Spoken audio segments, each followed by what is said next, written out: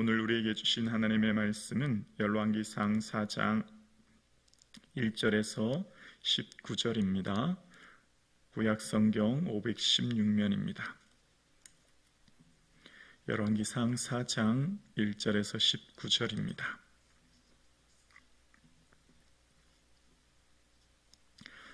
하나님의 말씀입니다. 함께 고백드리겠습니다. 솔로몬이 온 이스라엘의 왕이 되었고 그의 신하들은 이러하니라. 사독의 아들 아사리아는 제사장이요 시사의 아들 엘리호렙과 아이야는 서기관이요 아엘루스의 아들 요사밧은 사관이요 요야다의 아들 분야냐는 군사령관이요 사독과 아비아달은 제사장이요 나단의 아들 아사리아는 집안 광장의 두령이요 나단의 아들 사붓은 제사장이니 왕의 보시요 아이시살은 국내 대신이요 압다의 아들 아도니람은 노동감력관이더라. 솔로몬이 또 온 이스라엘의 12지방 관장을 두매 그 사람들이 왕과 왕실을 위하여 양식을 공급하되 각기 1년에 한 달씩 양식을 공급하였으니 그들의 이름은 이러하니라. 에브라임 산지에는 벤후리요 미가스와 사알빔빈과 베세메스와 엘론 벳하난에는 벳데겔이요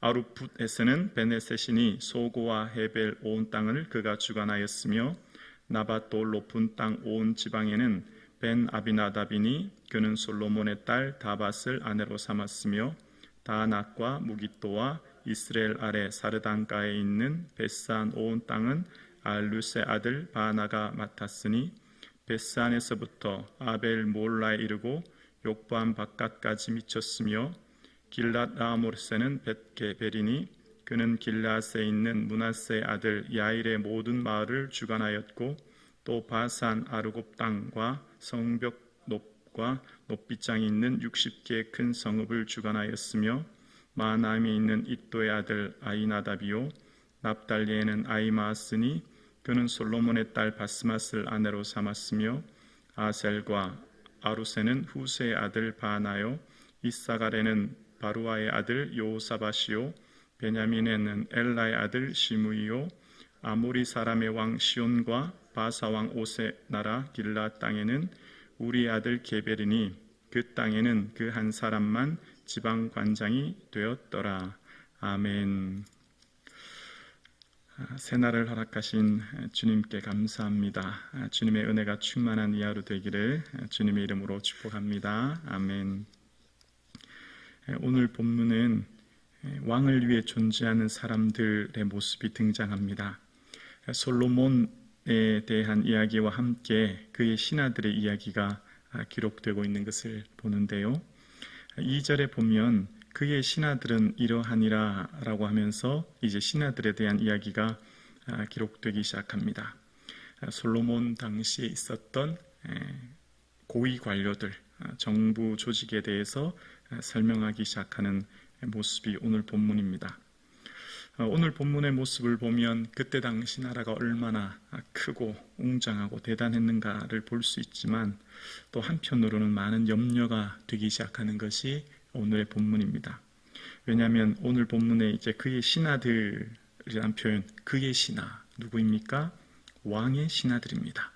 백성들이 이제 신하들의 모습으로 등장하게 되는데 이전에 기억나시죠? 사무엘상 8장에 보면 왕의 제도가 이렇게 된다.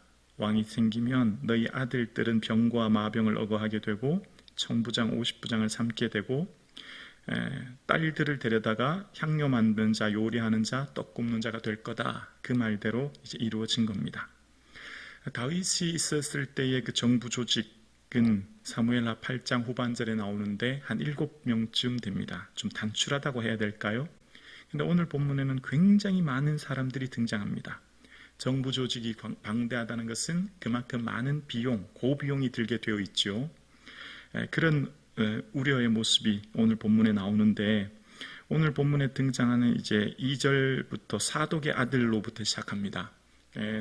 솔로몬이 어떤 인사들을 등용할 때 모든 사람들을 골고루 인재를 등용한 어떤 탕평책 같은 게 아니라 사독의 아들, 그러니까 사독과 나단은 다윗 시대의 사람들이죠. 다윗 시대의 사람들을 등용합니다. 예를 들면 이후에 16절에도 보면 후세의 아들, 후세는 다윗의 친구 아닙니까? 대부분 다윗의 시대에 있었던, 아버지 시대에 있었던 사람들의 아들들, 오늘 우리로 말하면 무슨 금수저 이런 표현이 맞지 않을까 생각합니다. 그리고 8절, 9절부터 나오는 벤이라는 표현은 다 누구의 아들이라거든요. 누구의 아들. 그러니까 다 누군가의 아들, 좋은 집안의 사람들만 인재가 등용된 것을 보는 겁니다. 그러면서 어떤 사람들에게 일을 맡길 때 모든 사람들을 어쩌면 공평이라고 하는, 공정이라는 잣대의 기준으로 일을 맡게 될 텐데, 이 19절에 보면은 바산과 길랏, 시온과 바산원 옥의 나라는 요단 동편 굉장히 넓은 땅이거든요. 옛날에 르벤과 므낫세 반지파 이들이 있었던 굉장히 넓은 땅을 오늘 본문에 보면은 게벨이라고 하는 한 사람에게만 맡기는 것을 봅니다. 어쩌면 다른 사람들이 볼 때 좀 공평하지 못한 모습이다 생각됩니다. 그리고 오늘 본문에 이제 사람들을 뽑게 되는데 6절에 보면 어떤 사람들을 뽑냐면 6절에 볼까요? 6절에 보면 아이살은 국내 대신이요 압다의 아들 아도니람은 노동 감력관이더라 라고 이야기합니다. 국내 대신은 재산과 행정을 담당하는 관리입니다. 앞으로 이후에 솔로몬이 열왕기상 10장에 보면 솔로몬의 세금을 거두게 되는데 세금이 666달란트라고 하는 엄청난 양의 세금을 거두게 되죠. 왜 이후에 이렇게 많은 세금을 거두었을까요? 솔로몬이 역군을 일으키고요. 그 역군을 일으킨 이유는 하나님의 성전과 자기 궁뿐만 아니라 수많은 성들을 이제 건축하기 위한 것을 봅니다. 그래서 뽑은 사람이 6절의 후반부에 보면 아도니람이라는 사람을 뽑았는데 그 사람의 직책이 뭐냐면 노동감력관이에요. 노동감독관이라고 하는데 이 노동이라고 하는 의미는 원래 무거운 짐이라는 뜻인데요. 징용, 징수, 강제노동 이런 의미가 있는 겁니다. 그러니까 이걸 영어 성경으로는 강제노동을 감독하는 자라는 의미가 있는 거예요. 그러니까 매우 강압적인 상황이 앞으로 펼쳐질 게 이제 막 상상이 되는 것이죠. 그러니까 이후에 솔로몬이 통치 말년에 너무 많은 세금 또 많은 이 징용으로 인한 이 궁정과 많은 성들을 건축하다 보니까 그들이 이제 어려움을 토로하지 않습니까? 말년에 우리의 짐이 너무 무겁다고. 그러니까 지금 이제 그런 모습이 등장합니다. 그러면서 이 신하들이 왜 필요한지에 대한 이유를 7절에 기록하는데요.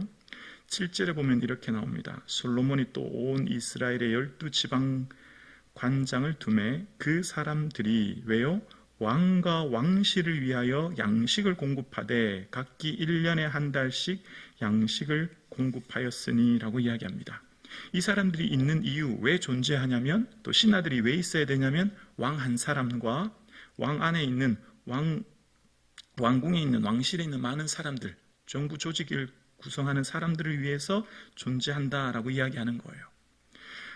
왕이 생기면 어떻게 될지에 대해서 하나님께서 말씀하시는 사무엘상 8장에 보면 제일 좋은 것을 감람산에서 제일 좋은 것을 가져다가 자기 신하들에 줄 것이며 소산의 11조를 거두어 자기의 관리와 신하들에게 줄 것이며 너희들은 그의 종이 될 것이다 이런 표현이 나옵니다. 이제 그대로 된 거예요. 왕이 있으면 이런 어려움이 생길 것이라고 하는 그대로의 일들이 이루어진 것을 봅니다. 그러면서 오늘 본문에 이 사람들이 있는 이유는 왕과 왕실을 위해 양식 공급하기 위해 있었다라는 표현이 참 안타까운 모습을 봅니다. 신하들의 존재 이유가 솔로몬을 위해 그리고 그 왕실을 위해 존재했다는 겁니다. 그러면서 오늘 본문에 보면 솔로몬은 그의 삶에 가족에 대한 언급이 별로 없는데 유일하게 이제 오늘 본문에 가족, 사위와 딸들에 대한 언급이 있어요. 11절의 사위 벤 아비나답과 15절의 사위 아히마아스에 대해서 소개합니다. 다밧과 바스맛이라고 하는 두 딸을 소개하면서 이제 지방장관으로 세웠다라는 모습이 보입니다. 여러분, 일반적으로 우리가 어떤 일을 하게 되면 아들들을 먼저 시키거나 지위를 맡기지 않습니까? 근데 이제 그 아들들의 모습이 보이지 않아요. 솔로몬의 삶에 보면 아내들, 자녀들의 모습을 기록되어 있지 않습니다. 물론 너무 많아서 그럴 것 같아요.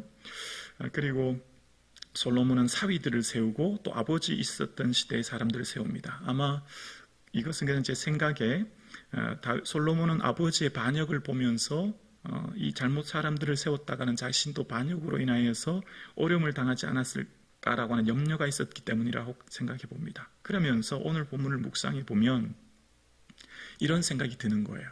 솔로몬은 행복했을까? 라는 생각입니다. 여러분 우리의 삶의 참 행복은 어디서부터 날까요? 주님을 믿는 믿음 안에 행복한 가정이 먼저 전제되지 않습니까?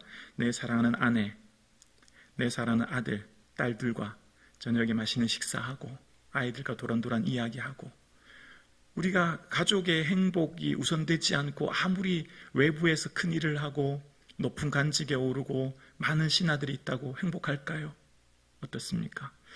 솔로몬의 후궁이 700, 첩이 300이라고 이야기합니다.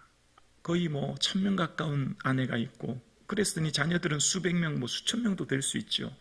행복했을까요? 라는 생각입니다. 그러면서 다시 한번 말씀을 생각합니다. 하나님이 왜 아내를 많이 두지 말라고 했는지를, 왜 아내를 많이 두어 마음을 미혹하게 하지 말라고 하는지를 생각하게 되는 거예요. 솔로몬이 지금부터 많은 방대한 정부 조직, 또 많은 성들, 많은 아내들, 많은 자녀들이 있지만 자녀들의 이름의 모습, 아내들의 모습이 등장하지 않습니다. 솔로몬의 인생의 삶 가운데 정말 행복했을까를 다시 한번 생각하게 됩니다. 행복이 뭘까라는 겁니다. 여러분, 한 나라를 통치하고 수많은 군대를 호령하고 많은 것을 가졌다고 하는 것 기쁠 수 있죠. 즐거울 수 있죠. 근데 진정한 기쁨과 즐거움이 어디서 날까요? 가정의 행복으로부터 시작되는 것 아닐까요? 근데 수많은 아내들과 아이들 있지만 솔로몬의 삶 가운데 진정한 행복과 기쁨을 느꼈을까라는 생각을 하게 되는 것입니다. 다윗과 솔로몬의 차이점, 인생의 차이점을 보면 다윗은 인생의 고난이 참 많아요. 다윗은 골리앗을 무너뜨린 이후부터 그는 늘 고난 가운데 살았고 광야의 시간과 또 반란의 시간, 또 수많은 어려움이 있었습니다. 외형적으로 볼 땐 참 불행한 것 같아요. 너무너무 고난이 많고 힘들었거든요. 근데 다윗의 삶에는 그러나 그 중심에 하나님을 붙들었고 하나님을 의지했고 하나님을 바라보았기에 오늘날 우리가 보는 수많은 시편을 남겨서 시편을 통해 믿음의 삶을 살았던 다윗의 모습을 봅니다. 반면 솔로몬은 어떻습니까? 정말 태평성들을 이루고 엄청난 강대국을 이루었고 그 영토가 어마어마하고 수많은 재물과 권력을 가졌습니다. 외형적으로 볼 때 너무너무 행복한 사람이에요. 부족한 것이 아무것도 없어요. 이후에 나오는데요, 정말 부족한 것이 아무것도 없어요. 그런데 솔로몬은요, 말년에 하는 말이 헛되다는 말입니다. 내면에 공허함과 어려움이 있었다는 거죠. 무엇이 참된 행복이며 무엇이 참된 즐거움이며 기쁨일까를 돌아볼 때 외형적인 게 다가 아니라는 겁니다, 여러분. 외형적으로 완벽하고 많은 부여와 권력과 명예와 수많은 것들을 누리고 우리가 볼 때 와 부럽다라고 하는 사람들, 정말 그들의 삶에 기쁨과 즐거움이 있을까라는 생각입니다. 비록 삶이 좀 어렵고 고난이 오지만 예수님 붙들고 예수님 바라보고 믿음으로 사는 삶에 행복과 즐거움이 있는 줄로 믿습니다. 예수만 섬기는 우리 집, 예수님만 바라보는 우리의 삶. 비록 외형적으로 볼 때 다윗처럼 고난이 있고 어려움이 있을지라도 예수님만 의지하고 붙드는 그 삶이 우리의 참된 기쁨과 참된 행복인 줄로 믿습니다. 어쩌면 오늘 본문은 우리에게 말하고 있는 것 같아요. 너희들의 인생이 참 행복이 무엇이냐, 참 기쁨과 즐거운 인생이 무엇이냐를 질문하고 계신 주님의 질문을 바라보게 됩니다. 여러분, 지금 내게 주어진 사랑하는 아내와 남편, 사랑하는 자녀들이 있음에 감사하고 비록 조금 부족할지라도 우리가 예수 믿는 믿음으로 말미암아 감사와 기쁨이 넘치는 이 하루 될 수 있기를 주님의 이름으로 축원합니다.